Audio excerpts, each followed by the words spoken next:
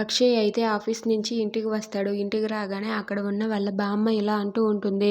రాత్రనక పగలనక కష్టపడి నా కొడుకు నువ్వు ఈ ఇంటిని పోషిస్తున్నారు. ఈ ఇంటికి డబ్బు తెస్తున్నారు. మీరు ఎంతో కష్టపడి మీరు ఈ ఇంటికి డబ్బు తెచ్చి ఈ ఇంటిని ఇంకా ఇంకా బాగా చూసుకుంటూ ఉంటే నీ భార్య మాత్రం ఏమీ పని చేయకుండా తనేమీ సంపాదించకుండా తను మాత్రం దాన ధర్మాలు అన్నీ చేస్తూ ఉంటుంది అని చెప్పి అంటూ ఉంటుంది. అది వినగానే అక్షయ్ అయితే చాలా కోపంతో అవని దగ్గరకు వచ్చి రూమ్లో ఇలా అడుగుతూ ఉంటాడు.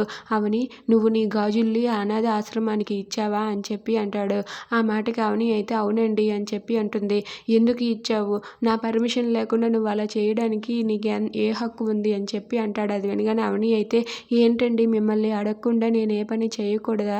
నేను అనాథలకే కదండి ఇచ్చాను అని చెప్పి అంటుంది. అది వినగానే అక్షయ్ అయితే లేదు, నువ్వు చేసింది తప్పు అని చెప్పి అంటూ ఉంటాడు. Please subscribe our channel.